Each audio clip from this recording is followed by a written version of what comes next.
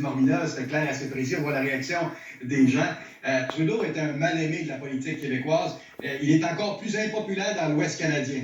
La nouvelle vedette libérale, c'est Mélanie Joly, qui est extrêmement populaire. Puis vous avez aussi Stephen Guilbeault. Le tableau que vous avez devant vous, ce sont les gens les moins populaires. Vous savez, parce qu'en vert, c'est ceux qui les aiment, et en rouge, ceux qui ne les aiment pas. Fait que prenez M. Trudeau, il y a plus de gens qui n'aiment pas que celui qui l'apprécie. Le pire dans tout ça, celui qui a le pire score, c'est Éric Duhaime. À 61 % je pense que c'est un record historique. J'ai jamais vu un politicien aussi impopulaire que ça, avec 61 % des gens qui ne l'apprécient pas. Mais vous savez, on a testé 70 personnalités. La plupart des personnalités ont un solde positif. Parce que les Québécois aiment d'abord les politiciens avant d'aimer les partis politiques, ce qui n'est pas le cas dans le reste du Canada. Fait que vous avez des vedettes politiques, là, le baromètre l'exprime bien. Oui, justement, si on parle du premier ministre François Legault, il demeure quand même bon premier, mais on a quand même l'impression que la lune de miel, c'est bel et bien terminé, là.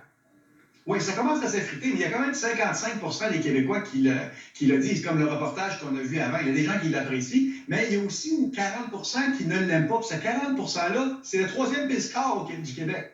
Dans le fond, il y a du pour et du contre. Mais il y a ce qu'on appelle les étoiles, là, ceux qui gagnent plus de 50 % d'appui. Donc, un Québécois sur deux qui les a. On parle de Christian Dubé, on parle de Manon Massé, de Paul Saint-Pierre Plamondon, Gabriel Nadeau-Dubois. Ce sont des popularités, des personnalités, dans le fond, qui percent et qui connectent avec les électeurs. Parce que c'est difficile d'atteindre plus de 50 % de popularité. Donc, de se faire connaître d'abord, mais en même temps d'être apprécié par les gens. Et vous les avez, hein? Des gens de gauche, des gens de droite, des gens de centre. Au-delà de l'appartenance, c'est l'individu qu'on apprécie. Ouais.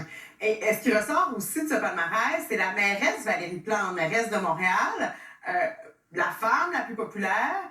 Et si on regarde les chiffres, elle est encore plus populaire, mais à l'extérieur de Montréal. Oui, parce que les maires, souvent, sont peu connus. La mairesse de Montréal, forcément, est plus souvent dans l'actualité. À 52 %, c'est un score extraordinaire. Mais à Montréal, c'est partagé. Il y a 45 % qui l'aiment, 44 % qui ne l'aiment pas. Plus elle sort de Montréal, plus les gens l'apprécient. Ils n'ont sûrement pas des problèmes de congestion dans des régions, mais c'est un des facteurs essentiels qu'on critique, la mairesse. Mais le gouvernement, vous savez, c'est la femme la plus populaire au Québec. Et ça, depuis quelques années, c'est pas nouveau, Valérie Plante, comment elle est appréciée et elle a une relation privilégiée avec les Québécois. Merci beaucoup, Jean-Marc Léger.